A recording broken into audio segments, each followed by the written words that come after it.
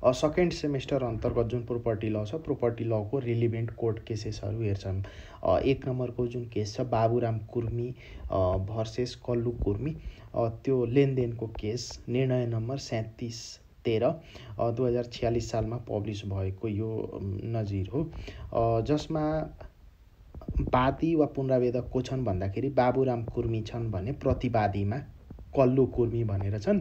यो मुद्दा भनेको लेनदेन सम्बन्धी मुद्दा हो। यसमा के नजिर आयो भने त्यो एकैछिनमा हामी हेर्छौँ। पहिला तथ्य के हो भनेर हामी बुझौँ।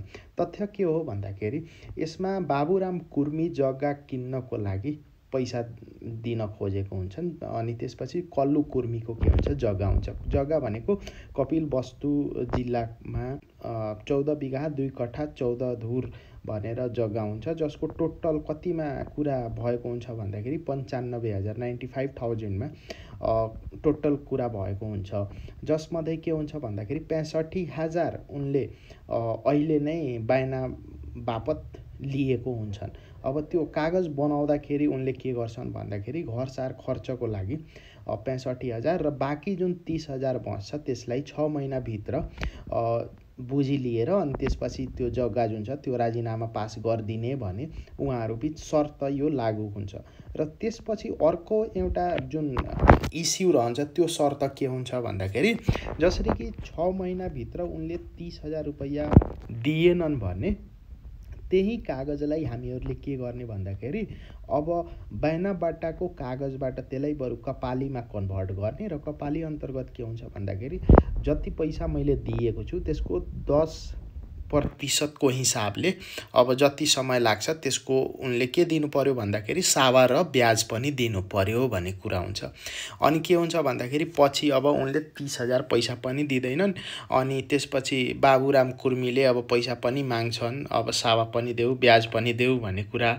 तर उहाँ त्यो कुरा नसुनिसकेपछि के हुन्छ भन्दाखेरि यो मुद्दा अदालतमा जान्छ। अनि यसरी यो फिराद पत्र त्यो हुन्छ भने प्रतिउत्तरको जिकिर के हुन्छ भन्दाखेरि अब कल्लु कुर्मीले के भनेको हुन्छन् भन्दाखेरि मैले त्यस्तो केही पैसा लिएको पनि छैन, बयाना पत्रको कागज पनि मैले गरिदिएको होइन, त्यो सबै झुटा विवरण हो भनेर प्रतिउत्तर जिकिर गरेको हुन्छन्। र त्यसपछि अब किर्ते कागज हो होइन भनेर प्रतिवादीहरूको बयानबाट त्यो किर्ते देखिन्छ, वादीको तर्फबाट त्यो फेरि किर्ते देखिँदैन, साक्षीहरूको पनि कुरा त्यहाँ हेरिन्छ। अनि त्यसपछि गएर जिल्ला अदालतले यसमा के गरिदिएको हुन्छ भन्दाखेरि अब जिल्ला अदालतले यसमा डिसिजन दिँदाखेरि यो जुन कागज बनाइएको छ नि यो कागज बयानाबट्टा भनेर बयाना पत्र हो भनेर भनेको हुन्छ। बयाना पत्रको जुन उजुरी गर्ने म्याद जुन हुन्छ त्यो 2 वर्ष मात्र हुन्छ मुलुकी ऐन 2020 को अन्तर्गत।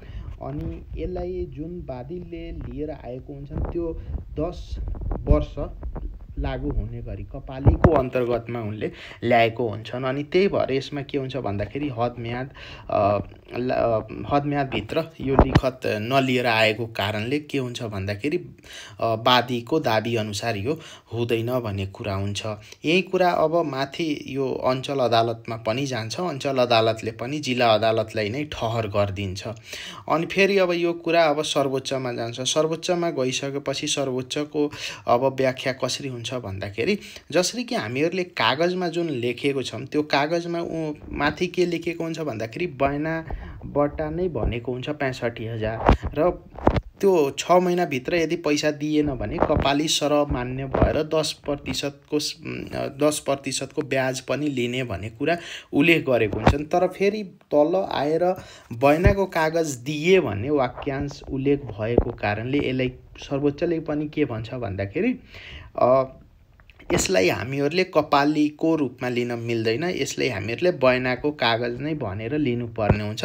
त्यही भएर अब यसको हदम्याद भनेको तपाईँको कपाली सरह भन्दा पनि बयानाको सरह हुने भनेर यो वादीको दाबी जुन छ त्यसलाई अब ठहर हुन सक्दैन, किनकि अब उसले हदम्यादभित्र आएको छैन भन्ने कुरा गरेको हुन्छ। सो अब यसलाई हामीहरूले अब माथिको ठ्याक्क अब यो 3वटा पोइन्ट हेर्ने हो भने जग्गा लेनदेनको प्रयोजनका लागि वादीले प्रतिवादीलाई 65 अग्रिम बयान दिएको र यदि 6 महिनाभित्र पास नभएमा वादीले आफ्नो रकमको सावा ब्याज कपाली र असुल गर्ने भने तापनि उक्त लिखतको अन्तमा यो बयान कागज गरिदिए भने उल्लेख भएकोले अब कपाली र भन्न ठाउँ रहेन। भन्नाले अब तल के भएको हुन्छ भन्दाखेरि जुन बयान कागज गरिदिए अनि त्यसपछि लियम दियम जुन हुन्छ नि लियौँ र दियौँ भन्ने कुरा त्यहाँ उसले बयानकै कागज भनेको हुन्छ। त्यही भएर यसलाई हामीहरूले कपालीको अन्तर्गतमा लिन मिल्दैन भनेर सर्वोच्चले भन्छ।